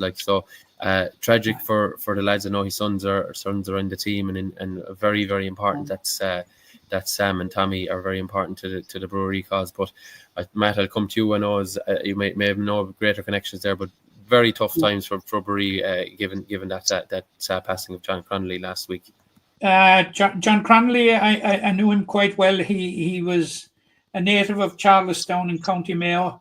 He was totally dedicated follower of Mayo football, and equally a totally dedicated follower of Brewery hurlers. And you're right, his 2 sons have given great service to Brewery, Tommy and Sam. And I actually didn't know that Johnny was sick. I was actually inquiring for him about a month ago, that I hadn't met him around this year, because I seem to always touch base with him at matches, and he wasn't around. But an absolute gentleman was John Cronley, and great GA man, as I said, great Mayo football man, great Brewery man. And he passed it on to his 2 sons, who are, they're stalwarts for Brewery, and I would like to send my sympathy to his wife Adrian, and to Tommy, Sam, and their sister on the very, very sad passing of John Cronley. He has left a void that will be very hard to fill. Yeah. But I suppose, unfortunately, I think in one sense that sport brings us all together, and I suppose I'm sure the lads have been rallying around. Tom, it's been a very, very sad year for Brewery. First of all, we had the passing of Danny Deedy, as Joe, you'd know, who was an absolute legend. We had the recent passing of Pat Joe Boyce, and now we have the passing of Johnny Cronley, and all three too young to go. So all untimely. So, our sympathy to the Brewery Club, and it's a difficult year for them. Yeah, hopefully, I suppose it'll galvanise, and I say this as a neutral Joe, but hopefully it will galvanise as a community that all come out in their droves to Fedamore on Saturday and make it a great occasion. And win, lose or draw, I suppose they'll it'll be a good community day out. Obviously, if we flip it back to sporting context, Joe, you'll be hoping that the Brewery folk have a good day out, but not too good a day, because obviously your connections here with Maru Boher. But it is an intriguing final. It's the best two teams in the competition. I think everyone will agree these two sides have set the pace from the very first round. They both won their groups. They both won their semi-finals convincingly. So again, a bit like the senior grade, you probably can't argue that the two best teams are going to be standing up for throwing here in the county final. No, and look, I suppose from the start of the year, if you were to call it, you would probably say that these were the two teams that were going to be in it. So look, you go back to last year, they met in the semi-final. Brewery beat them actually over in Fedamore in the last round of the round robin to get through, and when Boher were through already. Then I won't say Brewery caught him. Brewery beat him fair and square in the semi-final. But this year, I think definitely Maru Boher seem to have improved. They've addressed, I suppose, a few problems they had last year, with personnel and position-wise and things like that. They have a good crop of young lads coming through. It might be maybe a year too soon for them, but they're really, really talented.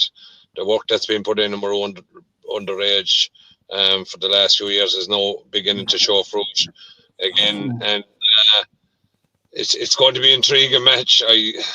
I'm quite nervous about it. I don't even know what the bookies' favourites are. I would probably say Brewery would be slight favourites, but if I was a betting man, and I'm not, I wouldn't be putting too much on to see which one of the two teams will win. To borrow TJ Ryan's phrase, is it a deaf dog, the hard to call one, I suppose? You'd obviously your son is in goals, I believe, for Maru Boher. So how do you consume these games? Are you nervous? Are you able to stand there peacefully, or are you effing and blinding? Or as soon as the ball crosses the halfway line, hitting towards his goal, the heart starts racing. So it does.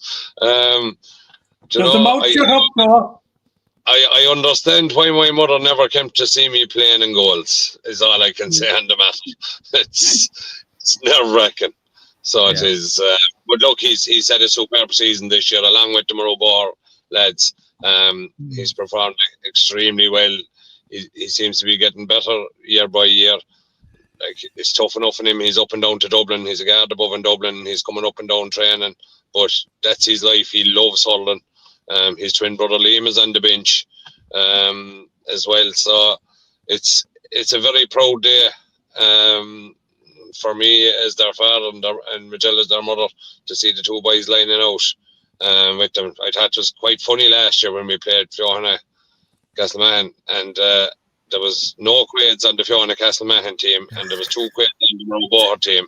Was that a quarter-final visit, or was it a group game? I think so. It was a group game over it was a quarter-final over in Mulgidden, and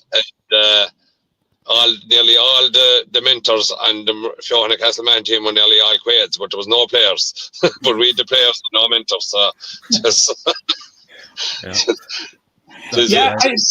just taking up Joe's point there, Tom, right from the outset, I think it was as clear as day that these were the top two teams in it.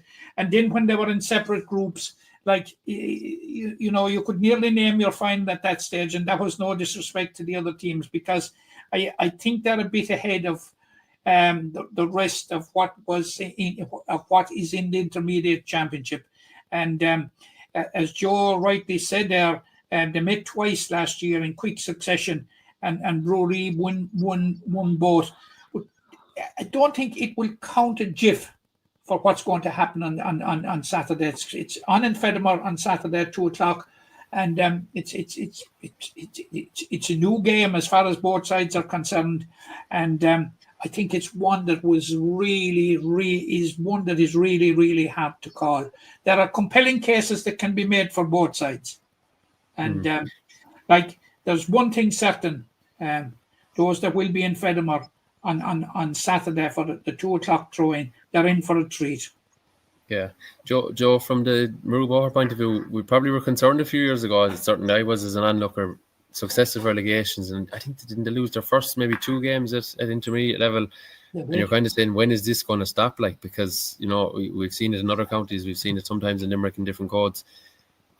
Once you start sliding, it can be a very, very long way back. In fairness, they consolidated that season. I think that was 2022. And have they didn't win until they did. I saw the first game, and they were well beaten by, ironically, Brewery in Hospital, and they lost the first 3 games that year. Yeah, so they were nearly 1 win away from being in a relegation final. I think that was 2023. I'd say, Tom. Yeah, 23. Yeah, it was. Yeah.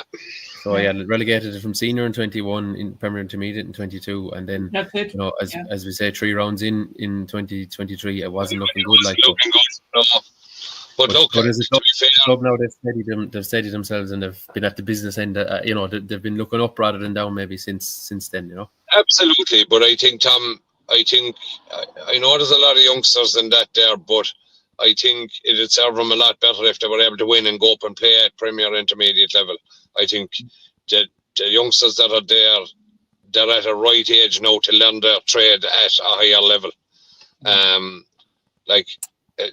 You don't win that, you're back down at intermediate level again next year, and it starts all over again. So I think for the development of them young players, it's vital for them to win. So it is. But Joe just touched on it.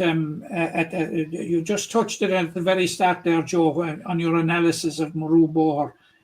Like, I think how they're competing at underage level is absolutely phenomenal. They are, for the most part, in premier competitions at minor and under 20, and at A competitions at under 16, all the way down, and not only being in them, but they're able to mix it with the Napier-Six and the Mungret St. Paul's and the Monaleens of this world. Well able to mix it. And, it's beginning to bear fruit now. And it would be a joint step in that development for Maroubor were they to win on Saturday. Well, it'll give them youngsters that are playing at that level, and they have great numbers, and there's great work being done at underage in Maroubor. But it'll give them now heroes to look forward to, and it'll drive that younger team to emulate the lads at senior level and try and get up to that level. Everyone needs heroes, everyone needs something to aspire to, and if your main team in your club is performing, it lifts all boats. Yeah, it sure does. I'm not going to ask you for a prediction, Joe, but I suppose we will see you in Fedamore this Saturday. I'll be there myself. I'm not sure, Matt, where your station. Yeah, I'm in Fedamore. Yeah. All right. I'll probably be looking through his fingers. we won't need to ask Joe after Saturday what kind of a spectator he is.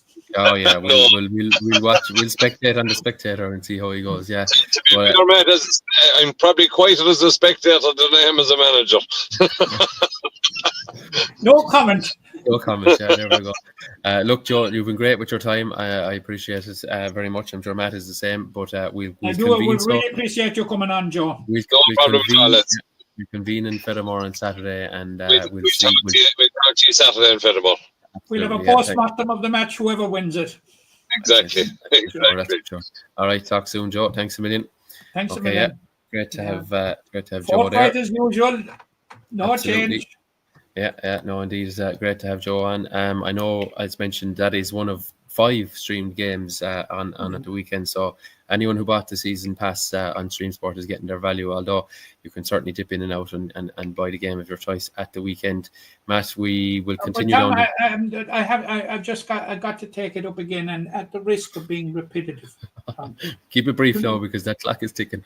I know this is ticking, but this is important to say, Tom, that the coverage of the games by Stream Sport, Tom, is first class. The pre-match, the post-match, the match commentary, and the camera work, everything. Absolutely first class.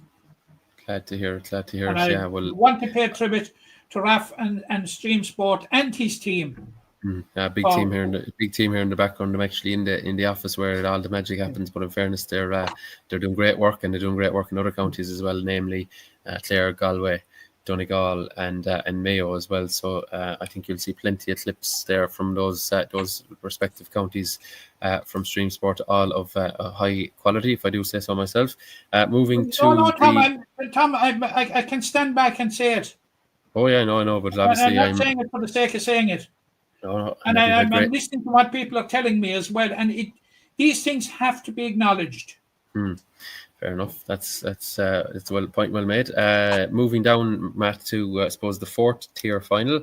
It is the Woodlands House Hotel Premier Junior A final. I was going to correct you earlier. You said Doon were in the Junior A final, in the Premier Junior A final. Sorry, Premier, yeah. I knew what you meant. My apologies on that for imparting that erroneous information. Yeah, they have the potential to join, I suppose, in the Pearse League with a second team up at intermediate level, which would be no small achievement. Obviously, we've in recent times seen Kilmallock were there. They've slipped back maybe now to the junior ranks. Doon, rising tide lifts all boats. That belief maybe last year of winning senior now is probably, as we kind of that's is starting to trickle its way down to the other teams, and their second team now face Knockaderry in a final this Saturday at 3 p.m. Yeah, absolutely. It has the potential to be a very, very interesting final. A small parish like Knockaderry, this county is dotted with them. It's a great achievement for them to come through at this level. And there's no doubt that, as I've acknowledged already, that's huge credit to Doon, and Doon will be bringing a team. And I was looking at the squad, and there are a number of them have senior experience, Tom, but not a lot, which augurs well. That it is players coming through at this level. Now, I haven't seen either team playing, but I've heard reports about Doon during the course of the year, and they've all been extremely positive. They've only lost one match. They lost to Knockaderry, I think, in the group stages. So it's all. Am I right there that they lost to Knockaderry? I think they lost to Knockaderry 3-15 to 2-15, 4-15. I actually don't. Honestly, I won't lie. I don't have it to hand, but they were in the same group anyway. Yeah.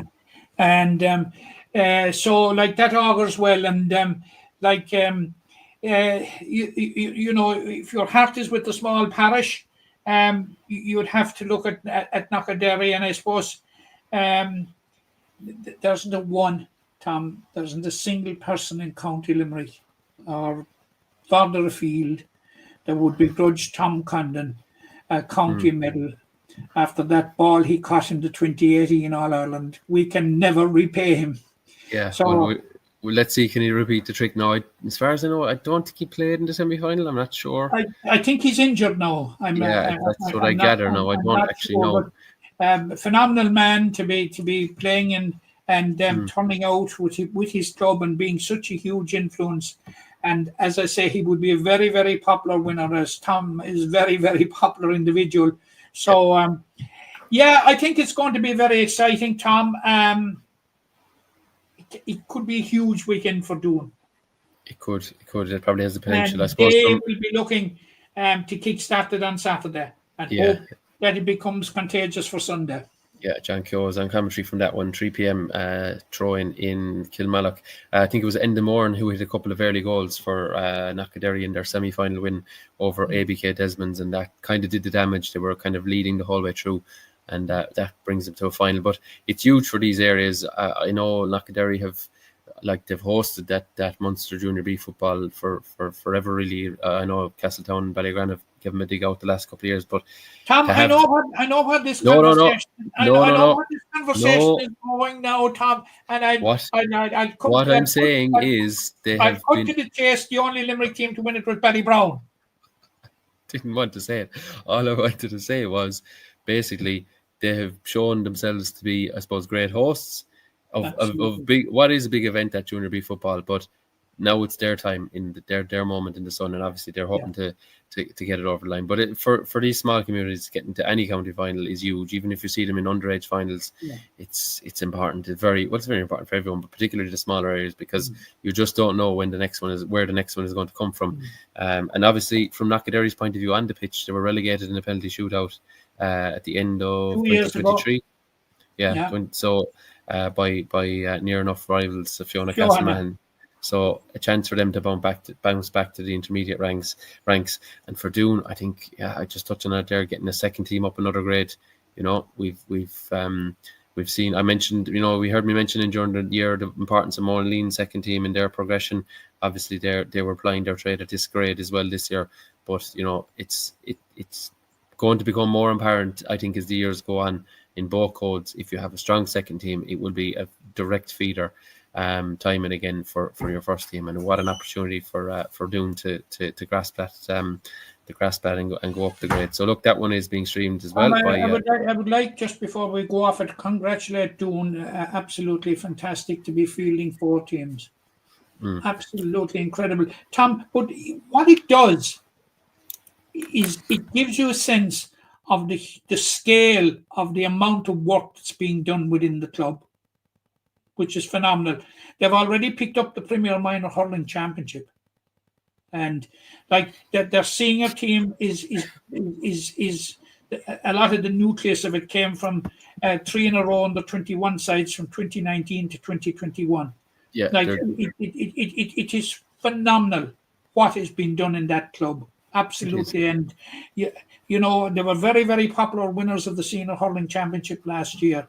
And I think there's a widespread acknowledgement that Doon have struck a blow for rural clubs. And I just don't want to go down the road of urban and rural divide. But what they're doing is peerless, Tom. It's just simply fantastic. Now, talking of Knockaderry, I would threefold like to congratulate Knockaderry. First of all, on reaching the county final. Secondly, on the manner in which they run the Munster Junior B football competition every year. They're filling a void in the gap, or filling a gap in the calendar for Junior B clubs.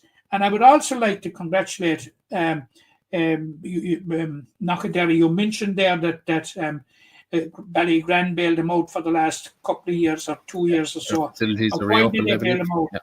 It's because of the huge development that they have done down there in their facilities, and that to be congratulated in it.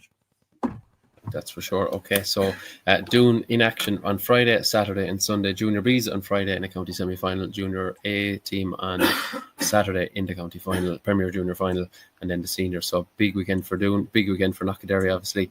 Again, trying to get their first team back up to intermediate.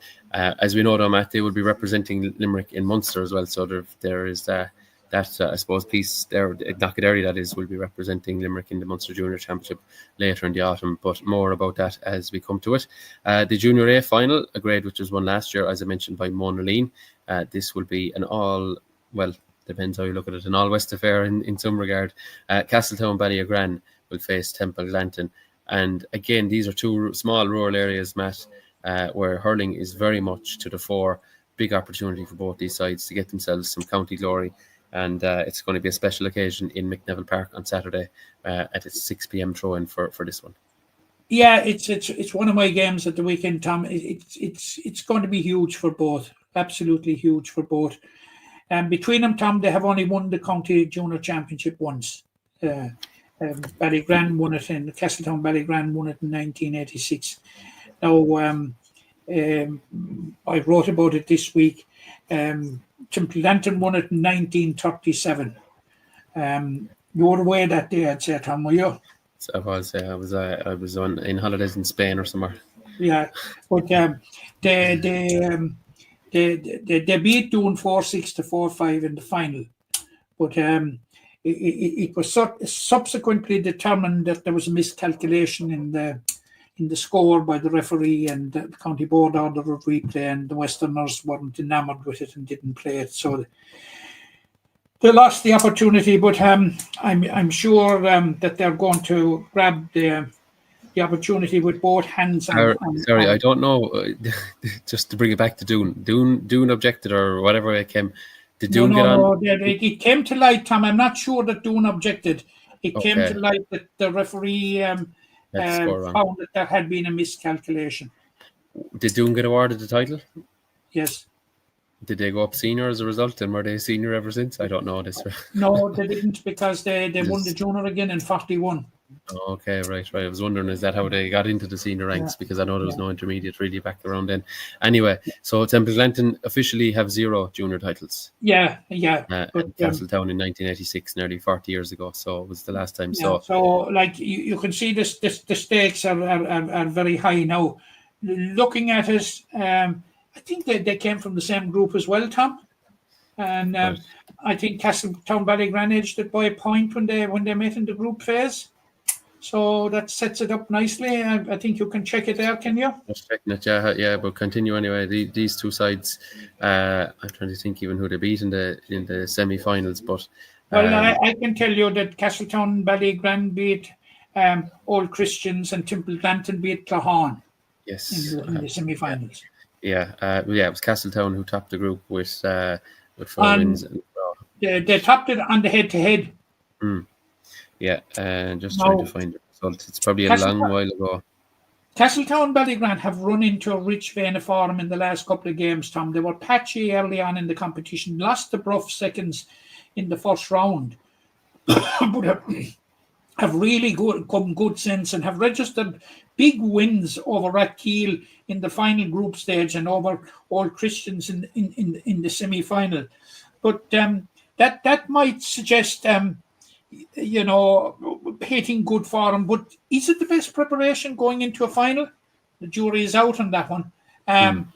You're more often than not, Tom, you're better to be tested in the concluding stages of the championship. It sets you up nicely for a final.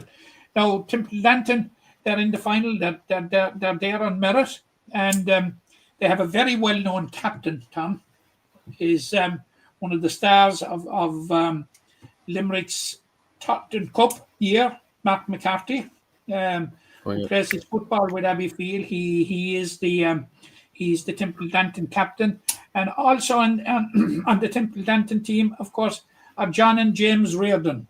Father Casey's. Footballers as well. So and. I think Michael Kilbridge is on it. There might be a couple of more that would be playing with Father Casey's. So it sets it up nicely. Here we are again, Tom, and we were talking about rural clubs, and you have 2 real rural clubs here contesting a final, and a junior A final. And I remember a time in this county, Tom, when the junior A championship and the junior A final were second in importance only to the senior final. Yeah, it's kind of gone down the way now in terms of number 5. It's gone down the way, Tom, by virtue of the fact that we first of all the intermediate, which came in the 70s at the behest. We moved a motion here in Glenroe at County Convention in Sexton Street to get it. Didn't last very long. The powers to be at the time were opposed to it. And you know what happened, but it was revived, and then we brought in the Premier Intermediate Championship. I suppose it's all progress, Tom, and more recently we brought in the Premier A Championship. But it's a final between 2 rural clubs, Tom. I'd be very, very slow to call it. I just don't know. I'm really looking forward to it on Saturday evening in Mick Neville Park. I'll see you there. Yeah, I'll be at it myself. So we shall see. Look, it's very hard for us to call it in regards that we just haven't seen enough of these teams. You know, like this. You know, the job we're in is we explain every year. We don't get the opportunity in that we have to put our focus on first of all senior and then premier intermediate. It's just an unfortunate fact of life, because I'm quite happy, Tom, watching or covering junior games. Quite happy watching clubs and rural clubs, and acknowledging the great work that they're doing. Yeah, that's for sure. So it's a 6 p.m. start again, live on Stream Sport. In association, or Limerick GA TV in association with Stream Sport, from 6 p.m. on Saturday evening. So do join us for that one if you can't make it to Mick Neville Park. Matt, that is it on the club hurling action. I know we've the Junior B semi-finals. We mentioned one of them there, Doon versus Ballybrown. The other one is Croke Kilfinney and Staker Wallace. I think on Sunday morning, isn't it? Croke Kilfinney and Staker Wallace. So we should know the 6th tier final come Sunday afternoon thereabouts. We should know who's battling for a place to go back up to Junior A. So that'll be all decided by Sunday evening. That's it on the club front. I believe we'll come to Junior C when it gets to the business end of it. They're still concluding the groups this weekend. Harty Cup, Matt, I know you have some schools update as well with the SMI, but Harty Cup started today. Artscoil Reach had a victory in their game. I'm trying to even remember who they played. There's so many results. Cashel Community School, sorry. That was played in Cappamore, and I think they ran out 7 or 8 point winners in the end. So they're up and running in the Harty Cup. Had we results at the time of, I suppose, recording? John the Baptist were playing the All-Ireland, the Harty Cup holders and All-Ireland champions, Thurles CBS, and be mindful of the fact now that they were without Dermot Hurley, who was on the Limerick under-20 team last year. But they were beaten by 24 points to 15, Tom, which is a very creditable performance on their part, I think. And it augurs well for they're in a 4-team group, and I think that next game is against Doon. Now, I didn't get the Doon result today. I just have it here, yeah. Unfortunately, Doon were beaten 1-14. They scored, and they were conceded 3-17 to Blackwater Community School, which is in Lismore in County Waterford. So it's in Lismore. I know Brian Foley of Limerick was teaching there for a long time, whether he's still there or not. A difficult start for the two of them. They're playing each other, as you say, in the next round. Now it's probably only feasible that one of them can sneak through in second place, given the opening round results. That's probably the most likely route. If they can, if whoever can win the next day will be going into the final round in a reasonable position. But it's tough. But Artscoil Reach, they got the victory in Group 1, and that's a group that features obviously Nina CBS as well as St. Flannan's, who drew today. So it looks like Artscoil Reach may be the leading Limerick school, certainly for the time being, in the Harty Cup this season, which is they're a strong contingent from Mahan on their panel, Tom. It's down to 16 teams. Is the Harty Cup this year? I think it was 22 or 24 last year. So it's really been the quality should be a lot higher, because I suppose they've really condensed it. I saw one of the teams that was called today, Tom, Tralee CBS, who didn't like being called, I'd say, and they were explaining to me today they were in a very, very tough group last year.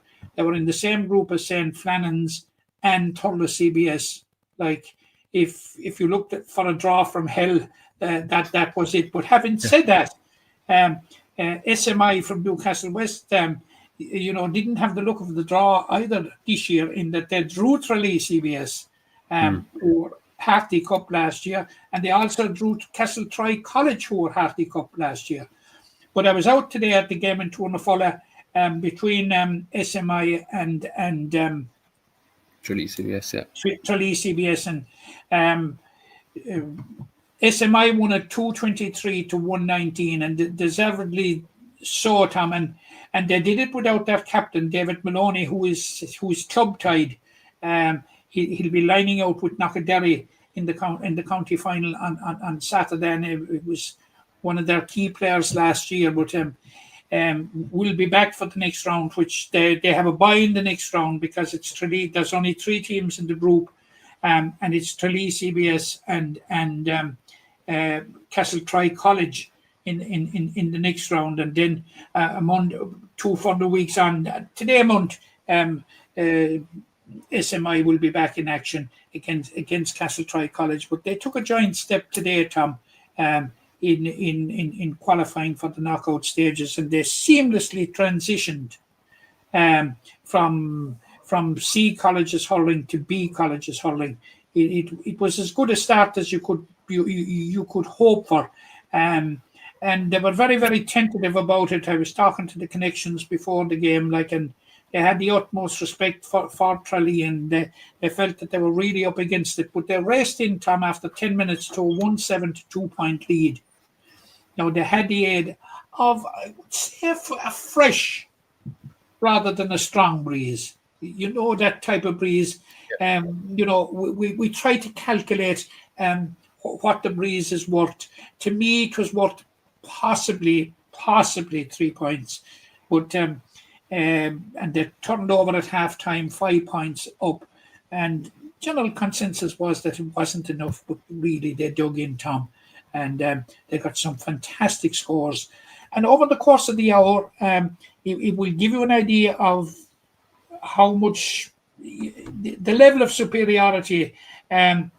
Superiority isn't probably the right word because it was kind of close enough, but they shot 16 wides. Right, okay. Good wasted as well. Scored 223, so that's 41 chances in 60 minutes. Fair enough. Okay. So well done to them opening their B campaign with Just a the victory. time I'm talking about SMI now, I would like to talk about 5 or 6 of their players who were outstanding for Glenquin Gales in the Minor A Hurling Championship final in Fina on Sunday. They beat Adair by 2 points in the finish, 117 to 115, but Adair got a goal with the last minute. Now it was 112 to 4 points in favour of Glenquin at halftime. They had a fantastic first half, but Adair came out in the second half, shot 8 points in a row, and at one stage with 6 minutes remaining, they had the margin down to a single goal, and Glenquin Gales, who are drawn from Monagea, Killeedy and Tournafulla, picked up a bit of a spurt and got the vital points, but it was literally with the last puck that Adair got a goal. But there were 5 or 6 All-Ireland winners on the Glenquin Gales team from SMI. And also, Tom, there was a very, very interesting minor B final where Croke Kilfinney and Croke Kilfinney Rathkeale beat Belleville Gales, had to come back to do so, fight back in the second half to do so, 213 to 212 in the final in Adair last Tuesday night. So congratulations to all the winners. Yeah, absolutely. Yeah. So Glenquin Gales and Croke Kilfinney Rathkeale, those combinations collecting the silverware. Obviously, Doon had won the Premier earlier in the autumn. Okay, that is it for Club Hurling. I'm conscious, Matt, that this could be a record for us in terms of podcast time. But anyway, it's been a very busy week. But we do have to look at some of the action in the football. Just moving back to intermediate, we kind of boxed off the senior grades. There was, I wouldn't say surprise, but there was an important result in regards to the qualification from Group 1 of the Intermediate Championship. Kappa beat Skeeton Ballysteen, Kilcornan, I suppose their neighbours really in a way. That means that both teams finish on 4 wins, and Kappa now by the head-to-head rule go straight to the semi-final. So a big result there for them, Matt. Big results. You must remember the Kappa were only promoted last year as Junior A champions. Yeah. They're 2 wins away now from senior. They're the semi-final and final win. Yeah, I think that they're going to be very, very good from now on, because there was a huge crossover between Kappa and Croke Kilfinney hurlers. So now all the focus will be on Kappa. Tom, I think that there were 2 standout results in the Intermediate Football Championship at the weekend. There was the Kappa result over Skeeton Ballysteen Kilcornan, and the victory of St. Patrick's over Drumcolor Broadford, which means that Drum Bradford are out of the championship after finishing in 4th place in no man's land. I think very, very few people would have seen that at the start of the year. Yeah, you'd nearly have had them as a cert, really, wouldn't you, for quarter-final Absolutely, action? a cert for the knockout stages. Yeah. So it's St. Pat's with 3 wins and a draw who come third, from Bradford 4th, and Clahan won what was effectively, I suppose, a dead rubber or maybe a seeding process game with Glyn, but they're both in relegation bother. So Clahan will have to go again despite a very, very comfortable win, 17 points, in fact, over Glyn. I think Clahan are due to play Newcastle West now.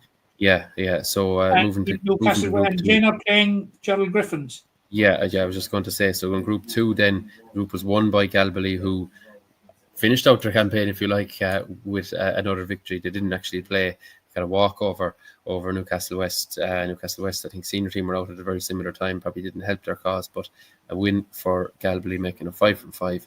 Crocor Manister, they trumped Palace Green, in their game by a couple of points, just 2 points in the end, but it wasn't enough. Just talk of Crocor Manister. Like Crocor Manister have struggled since they came up as junior champions in 2020. Yeah, they've kind of finished 5th or sometimes even 6th, haven't they? They've always been down around the bottom, and then after picking up 2 wins in the last 2 games over Gerald Griffins, a very comprehensive win over Gerald Griffins in Caherdavin, and they're after backing it up now with a win over Palace Green and Rebogue. And you must remember that Palace Green. Now, we did say last week that Palace Green were through already without this game.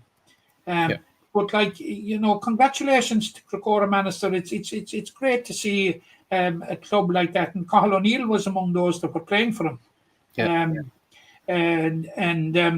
It was great that they got a couple of results. And who knows, it may drive on from here. Like, they're a club, Tom, that are also doing a lot of work at underage. Yeah, and ball codes, really, to be fair to them, yeah. So Crocora finished 4th. Palace Green, who finished 3rd, will face off against ABK Desmonds or Skeeton Ballyskean, Kilcornan, and St. Senans finished out their campaign with a win over Gerald Griffins. So what that means is Galbally goes straight to the semi-final. St. Senans will face off against St. Pat's, and then, as I said, it's Palace Green versus ABK. Gerald Griffins, 4 defeats from 5, Matt. I don't think we'd have seen that one coming either. No. They're into relegation bother.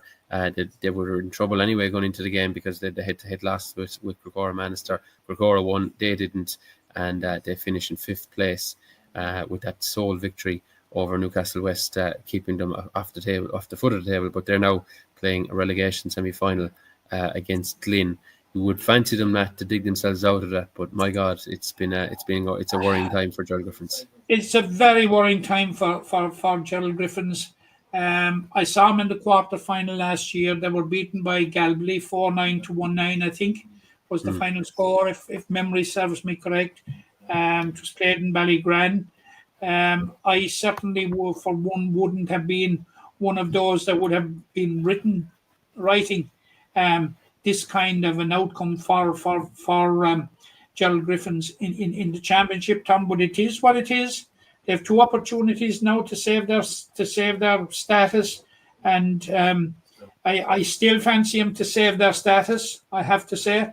But like Drum Bradford not coming through, it is this is one we wouldn't have seen, Tom. No, that's for sure. If we're being brutally frank, we would not have seen this. No, they've been, I suppose, in the knockouts for season after season, really, it seemed like. Moving down the grades, the Premier Junior grade will see Croom.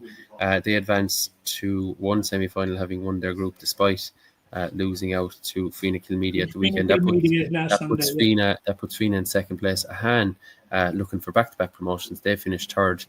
With 2 wins and 2 draws, very creditable results for them so far. 1 defeat to date, which I think might have been against Croom.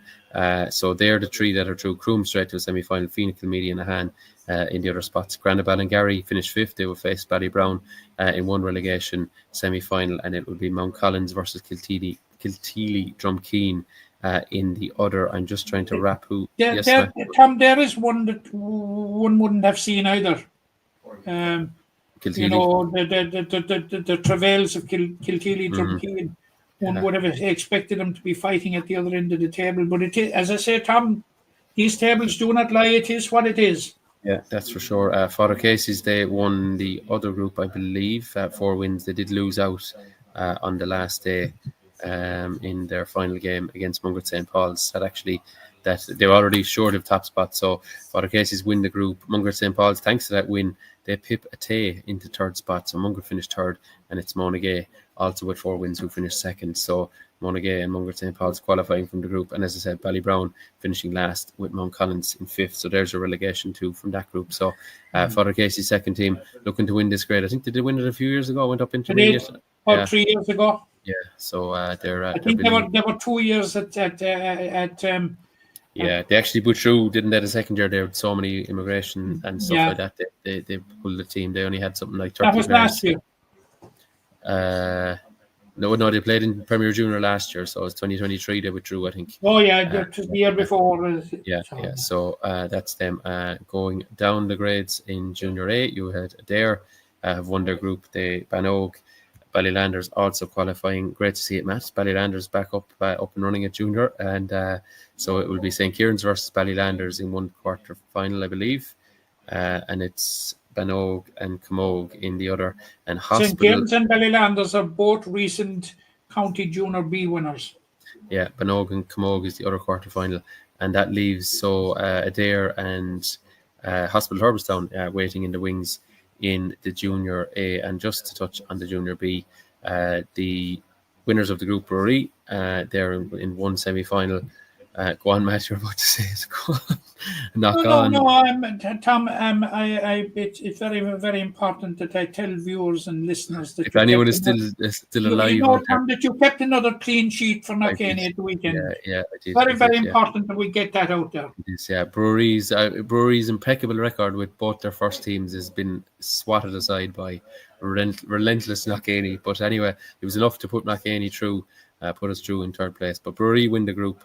They had it won before the game, in fairness. Knockaderry, they actually gave a walkover, Matt, probably with Hurling in mind. They finished second, and they'll face off against Ballybricken in one quarter final. So Galty Gales versus Knockane, in the other quarter final, and Knockon and Brewery waiting in the wings. And the relegation in Junior B has already been sorted, as far as I know, because it looks like the Pierce League second team withdrew from the competition. So anyway, that's the Junior B. If anyone is still alive and still listening to us, fair play to you. You've managed to get 2 hours of Treaty Talk done and dusted. We shall be seeing you folks over the weekend. Tom, before you go, on behalf of the listeners, I'm sure, and on behalf of our viewers, I would like to pass a vote of sympathy to yourself on the sad passing of your uncle, Kieran Clancy, during the week. Kieran would have been very, very well known as a photographer for very, very many years, mainly with the Cork Examiner, I think. But he did the Limerick circuit, and to everybody, to all your family, Tom, our sincerest sympathy. Yeah, thanks, Matt. I suppose just to mention with Kieran, he unfortunately had Parkinson's, which is it's a cruel illness. I don't know what the words I was looking for there, but unfortunately it took him in the end. But a great battle with it over maybe 15 or 20 years. So credit to him. Yeah, photographer known. I actually only realised some of the photos he took the other day as they all started to come out. You might know the famous photo, Matt, of Georgia O'Connor, I think is from Wexford, down praying on his knees. It was actually Kieran who took the photo, so there you go. And I did show Donny at the weekend, as you saw, Donny Ryan, a picture of Donny, Davy and TJ with a young Colin Ryan,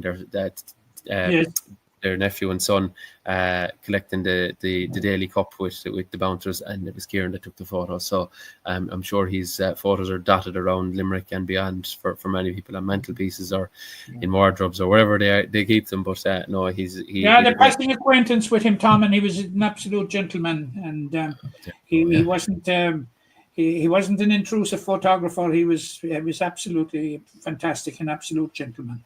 Yeah, well, there we go. So rest in peace, Kieran, and thanks a million, Matt, for expressing that, and thanks to folks out there who've dropped me a text as well in the last few days. But you'll be sadly missed. Okay, folks, thanks a million for tuning in to 351 and Treaty Talk. We'll be chatting to you soon. We'll meet you at the weekend, I'm sure, at any number of county finals